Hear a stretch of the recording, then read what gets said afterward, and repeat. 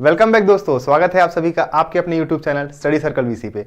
दोस्तों 9 जनवरी को CG TET का जो पेपर होने जा रहा है, आइए हम उन पे जो आपका 2016, 17 और 19 में जो सीजी टेट हुआ है उसके जो मैथ्स के इंपॉर्टेंट क्वेश्चंस हैं आपके, उनको सॉल्व करते हैं और समझने की कोशिश करते हैं कि आखिरकार जो सीजी टेट में जो मैथ्स का लेवल है वो किस टाइप का है और किस तरह के प्रश्न पूछे जा रहे हैं और संभावित और क्या हो सकते हैं। आज मैं यहाँ पे आपके लिए छोटा सा एक पार्ट 1 के नाम से आपके लिए आज लेकर के आया हूँ। कुछ क्वेश्चन आज करेंगे और रिमेनिंग क्वेश्चन करेंगे इसके पार्ट 2 में।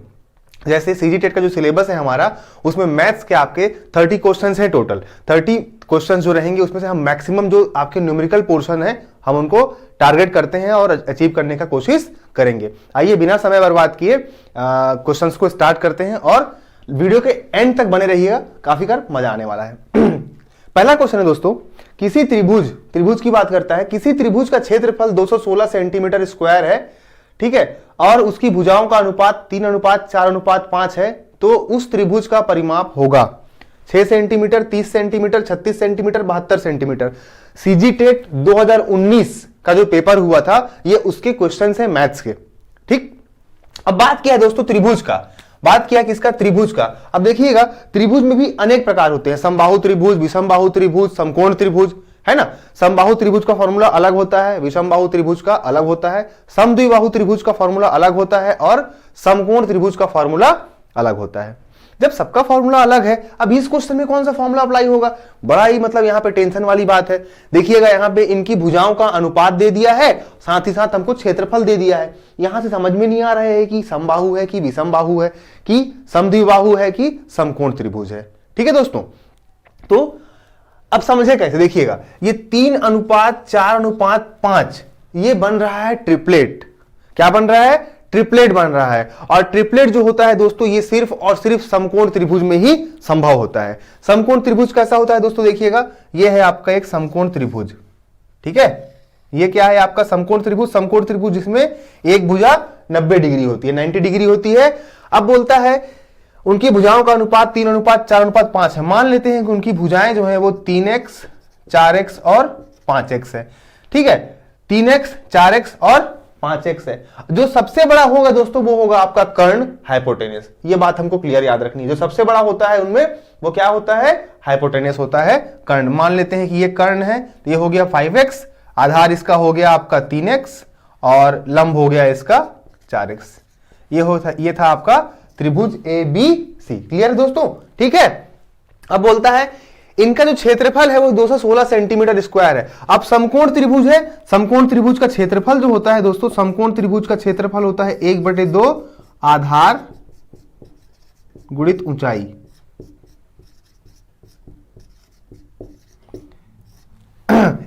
ठीक है, हाफ बेस इंटू हाइट। अब बेस देखिएगा ये है आपका बेस और हाइट आपका ये है।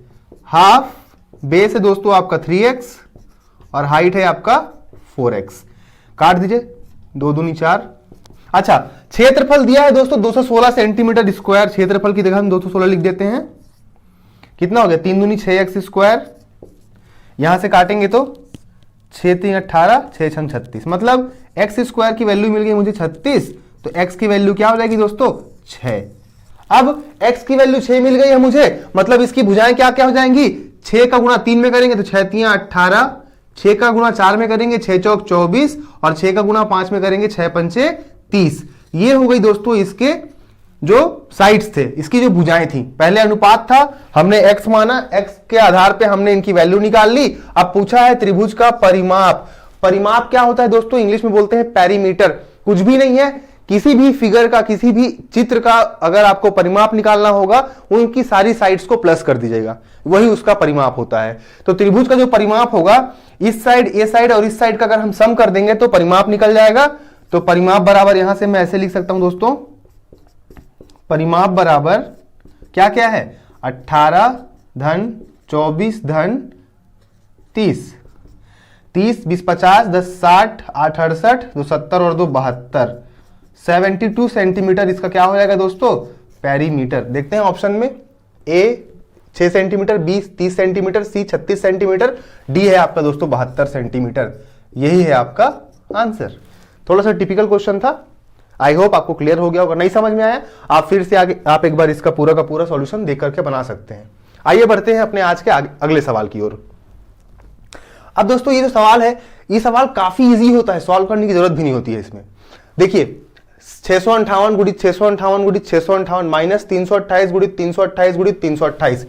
ऊपर में अगर मैं 658 को a मानता हूं, a बराबर 658 और b बराबर 328 328, तो ऊपर वाला जो बनता है दोस्तों a cube minus B cube upon 658 को a माना हूं, a गुणित a square plus A B plus B square. दिख रहा है? इसका जो फॉर्मूला होता है ये होता है a माइनस बी बराबर a cube minus B cube बटे a square plus A b square. अब a और b की वैल्यू निकाल लेते दोस्तों, तो a माइनस बी क्या है आपका, सिर्फ फॉर्मूला बेस्ड है, बस ये फॉर्मूला आपको पता होना चाहिए, आपका क्वेश्चन यूं बन जाएगा चुटकियों में।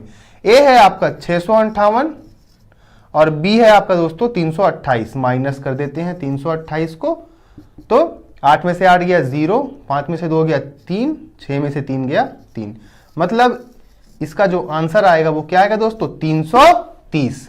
ऑप्शन ए देखिए 986, ऑप्शन बी 330, यही आपका आंसर है। क्लियर है? आपको इस बेस पे भी एक क्वेश्चन देखने को मिलता है, बहुत ध्यान से बनाएंगे। A cube minus B cube बटे a square plus A B plus B square बराबर होता है ए माइनस बी सिंपल। ये जो होता है घन और वर्ग के बीच जो मतलब जो रिलेशन का फॉर्मूला बनता है वो ये होता है। इसी कड़ी में टेट का ही अगला क्वेश्चन है हमारा, जो है आपका क्रय मूल्य और विक्रय मूल्य से संबंधित है। ठीक है, आइए देखते हैं प्रश्न दोस्तों। क्रय मूल्य और विक्रय मूल्य, मान लेते हैं क्रय मूल्य को मैं सीपी लिखता हूं और विक्रय मूल्य को मैं एसपी लिखता हूं। सीपी मतलब होता है कॉस्ट प्राइस, कितने में खरीदा, एसपी मतलब होता है सेलिंग प्राइस, कितने में बेचा। विक्रय मूल्य का अनुपात दिया है दोस्तों, क्रय मूल्य और विक्रय मूल्य का अनुपात है 4:5। सिंपली मैं बोल सकता हूं अगर बनाना है तो कि इसका कॉस्ट प्राइस 4 रुपए है और सेलिंग प्राइस 5 रुपए है। 4 रुपए में खरीद के 5 रुपए में बेच रहा है। किसी भी चीज को 4 में खरीद के 5 में बेचेंगे तो ऑब्वियसली हमें क्या होगा दोस्तों, प्रॉफिट होगा। ठीक, प्रॉफिट होगा, लाभ होगा। और पूछा क्या है प्रश्न में, लाभ प्रतिशत क्या होगा, तो प्रॉफिट परसेंट का फॉर्मूला होता है दोस्तों एसपी माइनस सीपी बटे सीपी गुणित 100। क्लियर हो गया? प्रॉफिट परसेंट का फॉर्मूला क्या होता है, SP minus CP upon CP into 100। अब एसपी क्या है आपका, एसपी सपोज कर लीजिए 5 है और सीपी क्या है 4 है। एसपी हो गया 5 माइनस 4 अपॉन सीपी 4 है इंटू 100। इस तरह से 1/4 इंटू 100, 4 25 टाइम्स कटता है, 25% आपका आ गया कट के आंसर। तो उनका लाभ बिल्कुल सिंपल था, सिर्फ कॉन्सेप्ट समझ के फॉर्मूले पे रख देना है।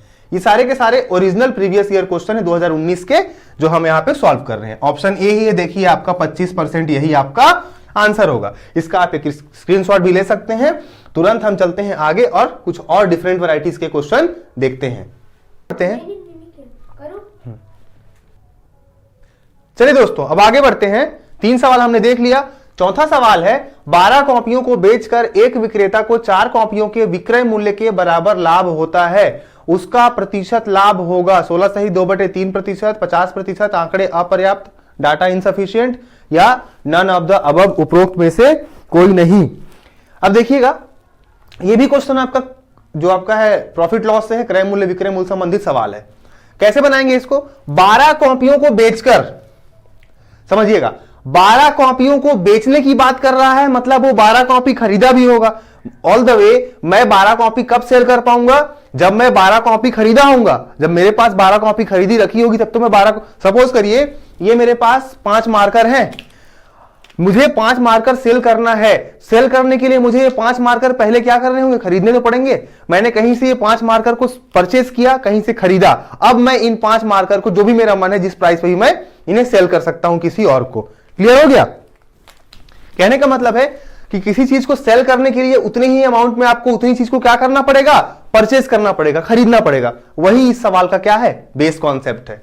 देखते हैं 12 कॉपियों को बेचकर, मतलब एसपी कितना हो रहा है उसका 12। एक कोई दुकानदार है, कोई सेलर है, उसको 4 कॉपी के विक्रय मूल्य के बराबर लाभ होता है। सबसे पहले कुछ नहीं बनता है तो लाभ का फॉर्मूला लिख लेते हैं। फॉर्मूला होता है दोस्तों profit equal to SP minus CP. लाभ बराबर विक्रय मूल्य माइनस क्रय मूल्य। अब बोलता है कितना लाभ होता है उसको, 4 कॉपियों के विक्रय मूल्य के बराबर लाभ होता है।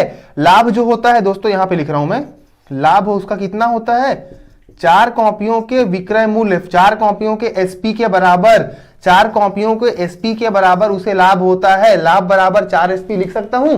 अब देखिए यहां पे लाभ के नीचे लिख लीजिए 4 एसपी बराबर कितनी कॉपियों को बेचता है वो, 12 कॉपियों को बेचता है। और सीपी मतलब कॉस्ट प्राइस, तो 12 कॉपी खरीदा भी तो होगा दोस्तों। सवाल बनाने के बहुत से तरीके हैं, बट ये सबसे ट्विस्टेड क्वेश्चन है, बट एकदम इजीएस्ट वे में सॉल्व हो जाएगा। कैसा, 4 कॉपियों के विक्रय मूल्य के बराबर उसे लाभ हो रहा है। On selling 4 copies he get the profit of equal to 4 copies. ठीक है, 12 कॉपी को बेच रहा है और 4 कॉपियों के सेलिंग प्राइस के इक्वल उसको क्या हो रहा है, प्रॉफिट हो रहा है। यहां से इंटरचेंज करते हैं तो 12 सीपी को इधर ले आइए आप, 12 CP equal to 12 SP minus 4 SP. देखिएगा 12 में से 4 चला गया, 8 एसपी, इधर आ गया आपका 12 सीपी। तो सीपी अपॉन एसपी का जो रेशियो मिल जाएगा दोस्तों वो मिल जाएगा 8/12, बोल सकते हैं 4 2 8, 4 3 12। कहने का मतलब है उसकी कॉस्ट प्राइस 2 है, सेलिंग प्राइस 3 है। फिर वही सेम क्वेश्चन, 2 में खरीद के 3 में बेच रहा है, तो क्या पूछता है, उसका प्रतिशत लाभ, प्रॉफिट परसेंट कितना होगा।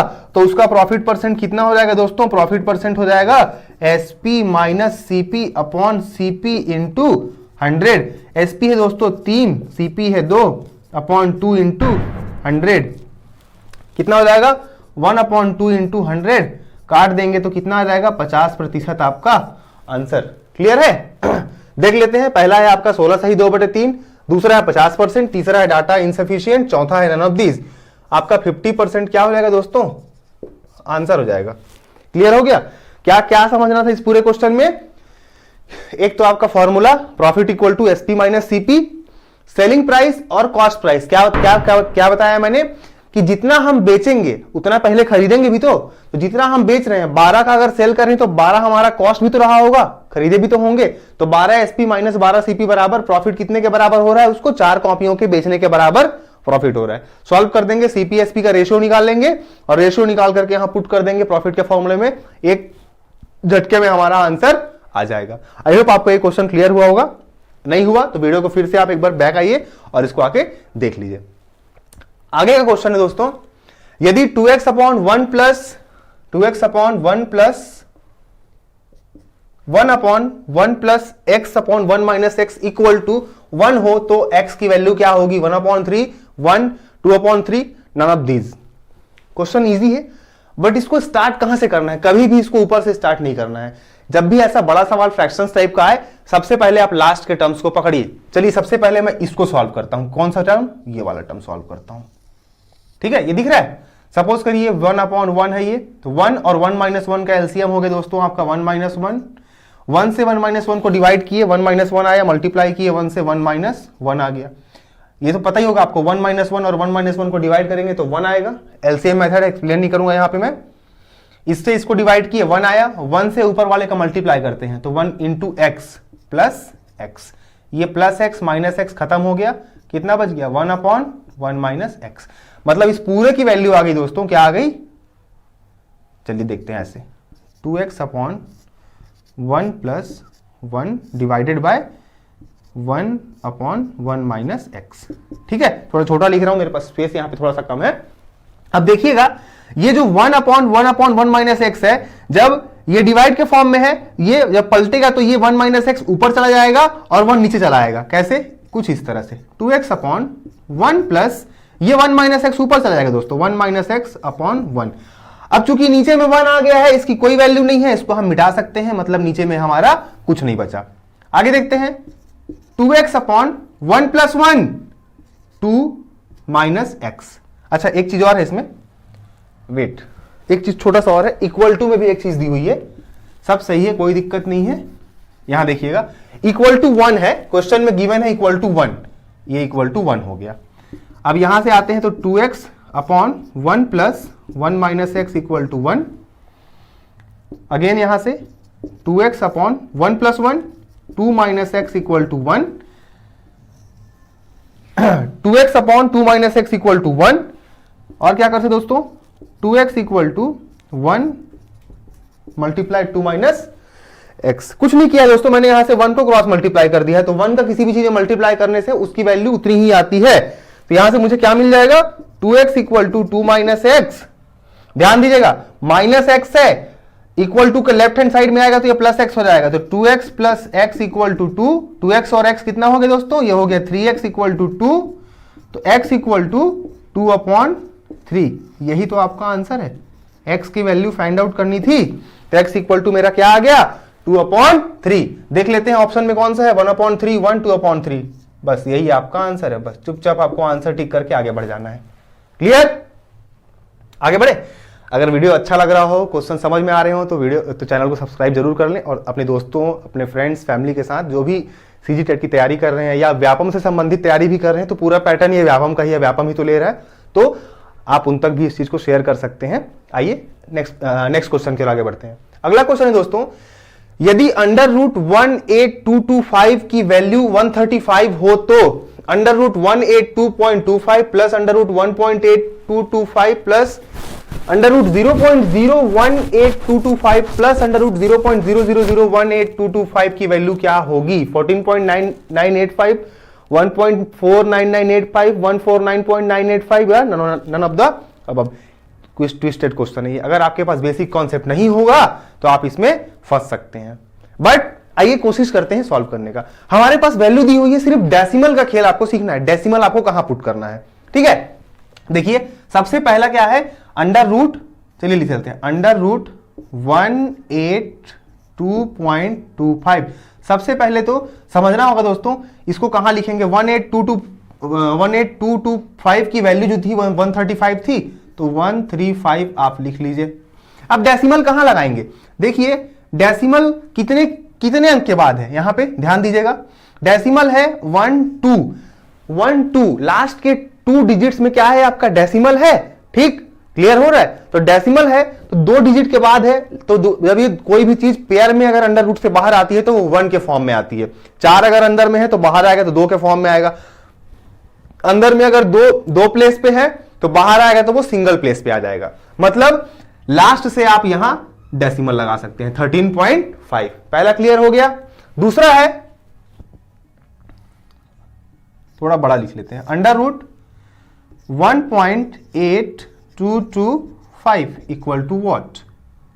देखिएगा कितने के बाद डेसिमल है, 1 2 3 4 प्लेस के बाद डेसिमल है, 4 प्लेस के बाद डेसिमल है, तो बाहर कितना प्लेस आएगा, 2 प्लेस। अब 2 प्लेस में क्या हो सकता है दोस्तों, 135। यहां ध्यान दीजिएगा, 135 लास्ट के 2 डिजिट से आपको डेसिमल लगाना है, तो 1 2 1.35। अब देखिए लिखना कैसे है, दे भी ध्यान रखिएगा। डेसिमल के लेफ्ट वाली चीजें डेसिमल के लेफ्ट साइड में, डेसिमल के राइट साइड वाली चीजें डेसिमल के राइट साइड में हमेशा लिखनी होती है।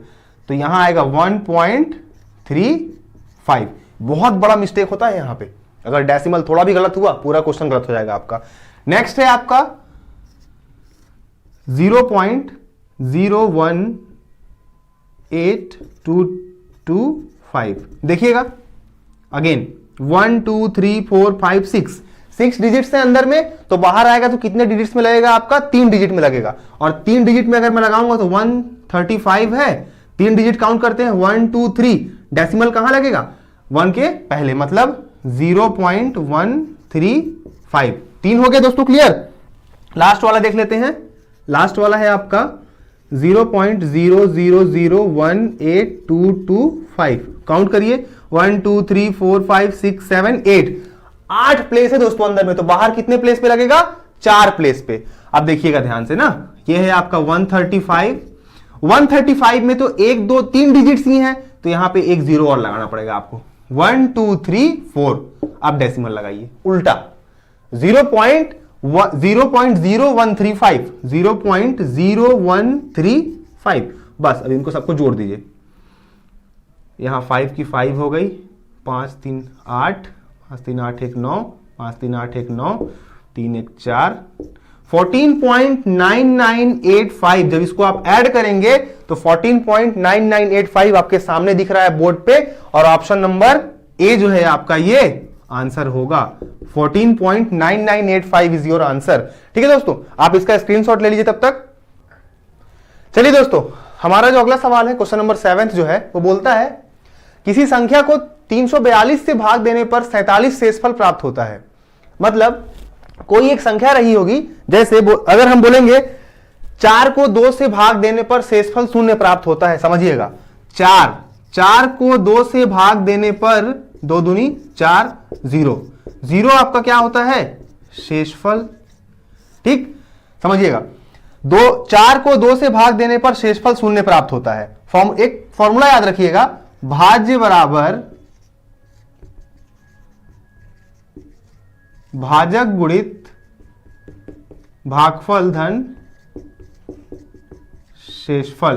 क्या होता है? भाज्य बराबर भाजक गुणित भागफल धन शेषफल। भाज्य बराबर भाजक गुणित भागफल धन शेषफल। ये क्वेश्चन भाज्य बराबर भाजक गुणित भागफल धन शेषफल। भाज्य मतलब जो बीच में होता है जिसको भाग देते हैं, ठीक है। भाजक मतलब जिससे भाग देते हैं। भागफल मतलब जितने टाइम्स भाग देते हैं और जितना नीचे बचता है वो क्या कहलाता है? शेषफल कहलाता है। क्लियर हो गया? अब देखिए ये क्वेश्चन क्या है, किसी संख्या को 342 से भाग देने पर, किसी संख्या को 342 से भाग देने पर 47 शेषफल प्राप्त होता है। देखिएगा 342 से भाग देते हैं, कोई एक संख्या है तो शेषफल कितना बचता है दोस्तों? 47 शेषफल बचता है। अगर मैं बोलूं कि 342 और 47 को जोड़ देते हैं, 342 और 47 को, इसका शॉर्ट ट्रिक बताऊंगा। 342 47 जोड़िए, 7 और 2 9, 4 4 8 और ये 389। कोई एक संख्या रही होगी 389 जिसको 342 से भाग दिए, कितने बार में गया होगा? एक बार में गया होगा। तो 342 से कम 342 माइनस करे होंगे, 9 में से 2 गया 7, 8 में से 4 गया 4, बच गया 47 क्या है आपका? तो आपका 47 शेषफल है। क्लियर हो गया? मैंने अपने मन से कुछ अज्यूम कर लिया, एक बार पढ़ा 342 और 47 को जोड़े तो 389 आ गया। 389 आपकी वो संख्या है जिसको 342 से भाग देने पर 47 शेषफल प्राप्त होता है। यदि उसी संख्या को 18 से भाग दिया जाए तो शेषफल क्या प्राप्त होगा? सेम नंबर क्या मिल गया हमें? 389, 389।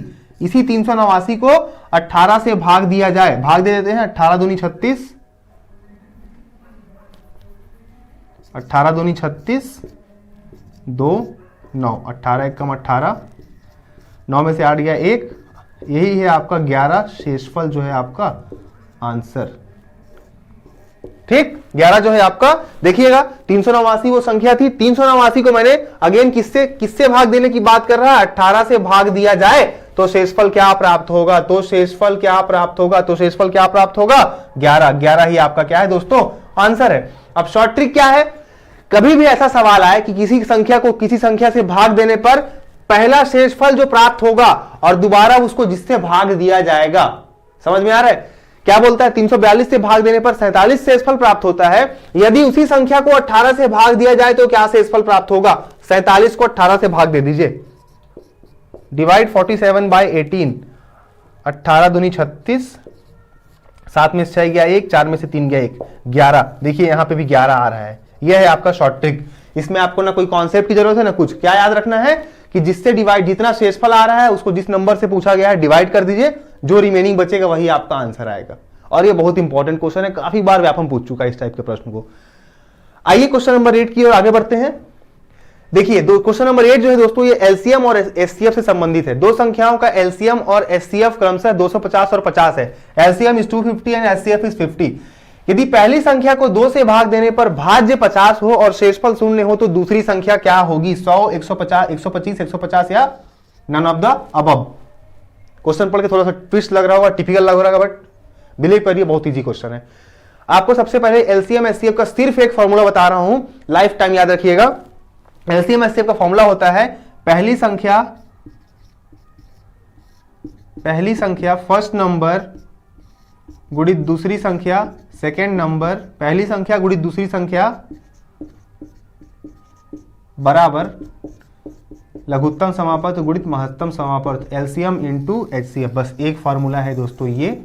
इससे पूरे के पूरे एलसीएम और एचसीएफ के क्वेश्चन इजीली सॉल्व हो जाते हैं, जो आपके व्यापम में मोस्टली या मैक्सिमम टाइम्स पूछे जाते हैं। तो संख्या की बात नहीं किया है, लेकिन एलसीएम और एचसीएफ दे दिया है। एलसीएम कितना दिया है दोस्तों? तो एलसीएम दे दिया है आपको 250 और एचसीएफ दे दिया है 50।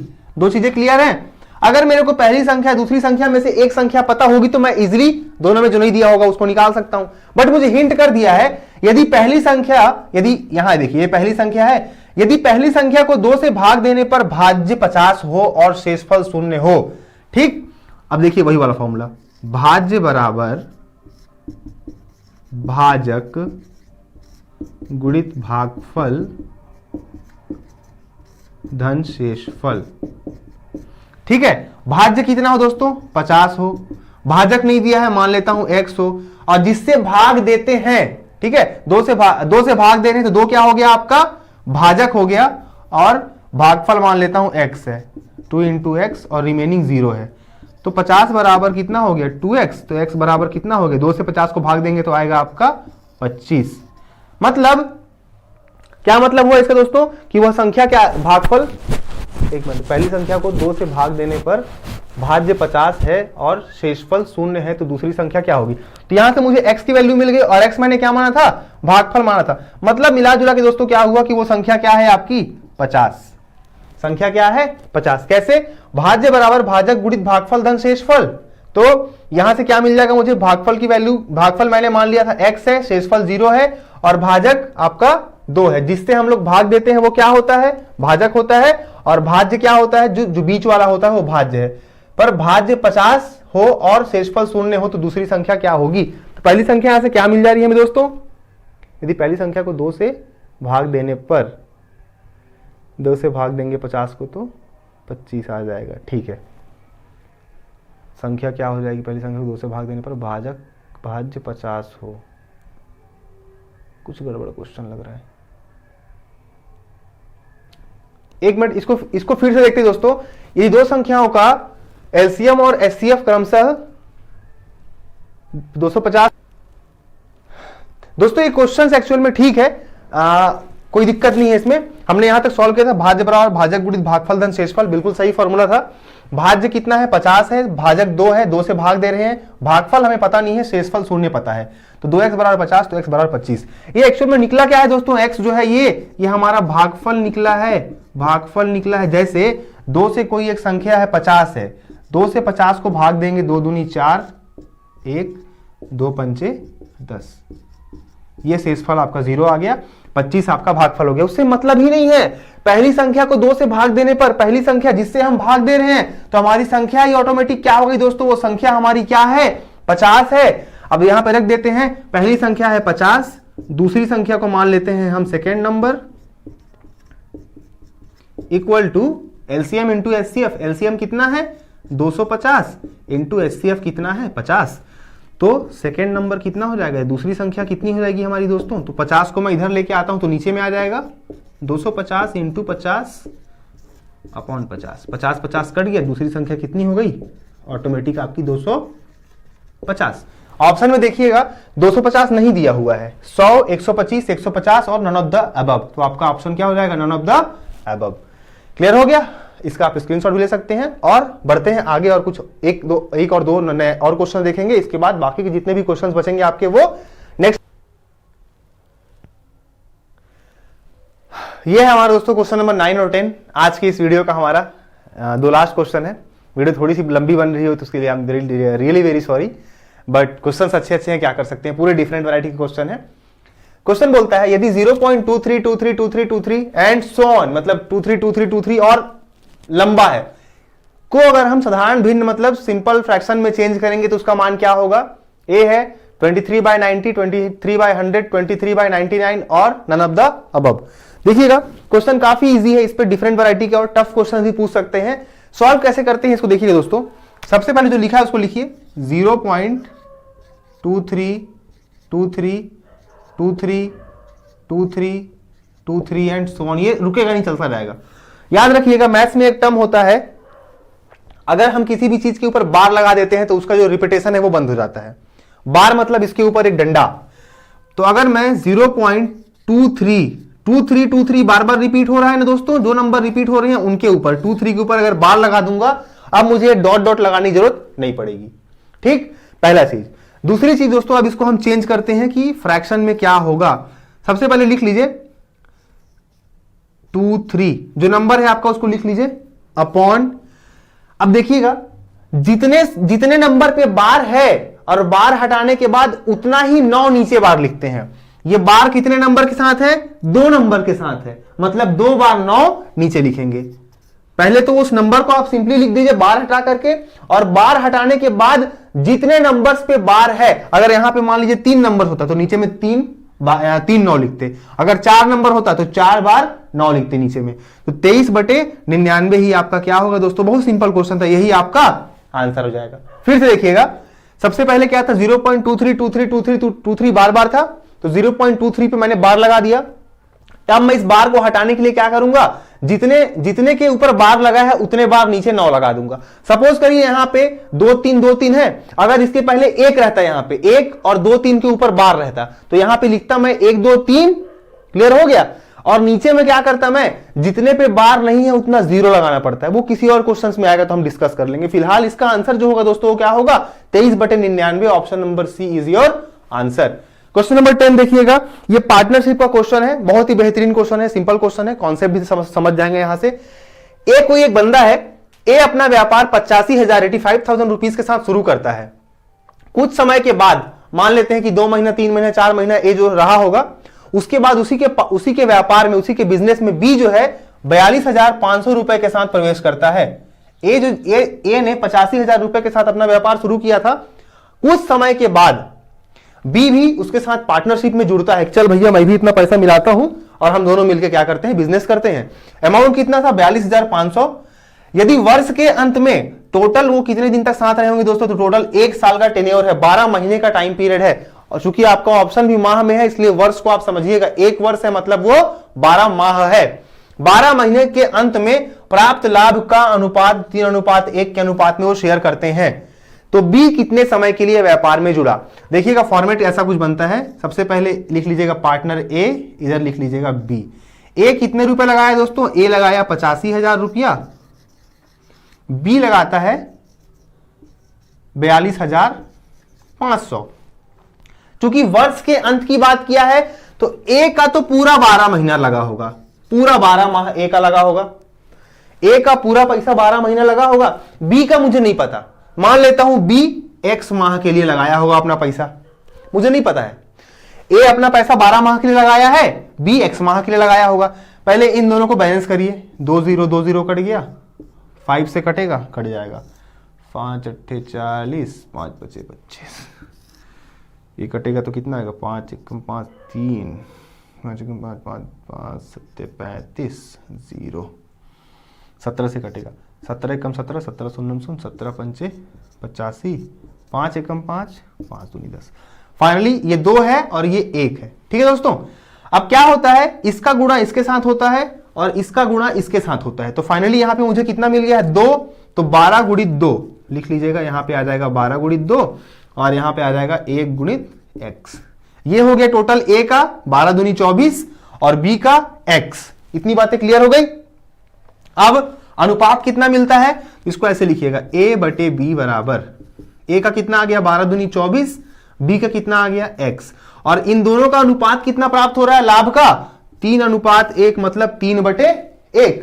ठीक है दोस्तों, यहां तक क्लियर है। अब देखिएगा, क्रॉस मल्टीप्लाई करूंगा तो 24 एक कम 24 और 3 गुणित x बराबर 3x, मतलब x बराबर 24/3, 3 8 24। x जो था मतलब वो कितने माह के लिए था दोस्तों?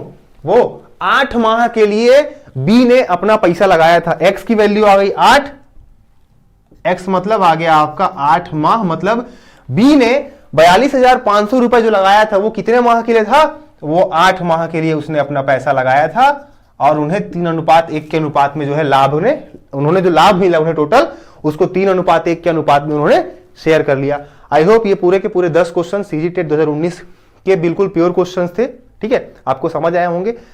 इसी का मैं अगला पार्ट बहुत जल्द कोशिश करूंगा, जब भी मुझे टाइम मिलेगा। तो पार्ट 1 है ये आपका आज का, इसके बाद पार्ट 2 लाने की कोशिश करूंगा। उसमें मैं और भी जो अच्छे क्वेश्चंस बचे हुए हैं, थ्योरी क्वेश्चंस को मैं यहाँ पे कोशिश करूंगा ना कराने का। न्यूमेरिकल क्वेश्चन जितने बनते हैं मैं सारे के सारे क्वेश्चंस कंप्लीट कराने की कोशिश करूंगा। उम्मीद करेंगे कि अगर हमने 2016, 17, 19 का अगर बना लिया पेपर, तो जो हमारा अभी 22 में होने जा रहा है 9 जनवरी को, हम 30 में से 30 क्वेश्चन जो है वो पूरे के पूरे मैथ्स के सॉल्व करें और इसी के साथ अगर आपको वीडियो पसंद आया तो लाइक शेयर सब्सक्राइब जरूर करें। मिलेंगे बहुत जल्द अगले वीडियो में। धन्यवाद।